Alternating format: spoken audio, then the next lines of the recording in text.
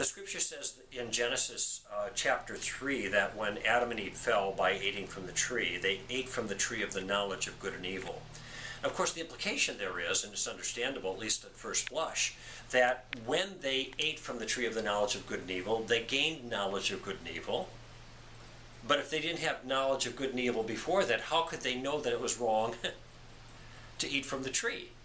And so there's a kind of incoherence that's there, at least the first time that you look at it. And I want you to notice, first of all, the kind of argument this is. The argument is that there's a contradiction which claims that Adam and Eve had knowledge of good and evil before they had knowledge of good and evil. All right. Now, if this is exactly the way the text is meant to be read, then I can see how that looks like a contradiction. If they ate of the fruit and then they have the cognitive awareness of good and evil, how could they be held responsible for acting in that way when in their innocence they didn't even know the difference anyway? It's kind of like a child who's not even old enough to know the distinction. We don't hold them responsible for that, okay? So what one needs to do when one shows or addresses a claim of contradiction like this is they just have to show that there's a possible alternate way of understanding it that avoids the contradiction. You don't even have to demonstrate that this is the best way of understanding. You just have to demonstrate that it's possible, since the argument is that there is a necessary contradiction in the view.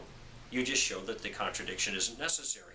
And sometimes we find that by looking at the word in question, this one being the word knowledge, and seeing whether knowledge is equivocal. In other words, if it has more than one meaning. And I think it does, because we could talk about knowledge being cognitive content. And we could also talk about knowledge as being experience of. In fact, we use it this way all the time. Indeed, the scripture uses it the same way too. There is knowledge that we have of a thing, or about a thing, maybe is a better way to put it. And then there is intimate knowledge that is experience of it. We can have knowledge about God, but knowledge of God, intimate personal experience, is a different kind of thing. When the scripture talks about a man having intimate sexual relationships with a woman, what is the word it uses to describe that? He knew her. So there's an example of this in play.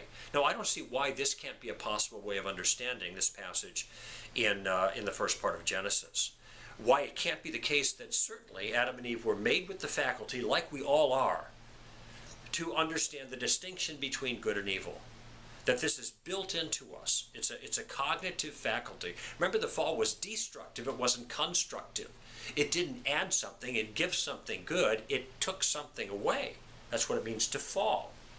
So if it's destructive, whatever happening is a lessening of human beings, not an increase of human beings. Human beings across the globe have a knowledge that is a cognitive awareness, a faculty that allows them to know the difference between good and evil. I have no reason to believe that cognitive faculty wasn't in place prior to the fall. However, there wasn't an experience of good and evil. And by the way, you all know the difference between knowing that a thing like murder is wrong and then being part of an experience of murder.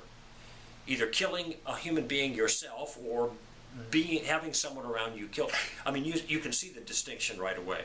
And it appears to me that what happened in the act of rebellion in Genesis chapter 3 is Adam and Eve entered into the experience of evil.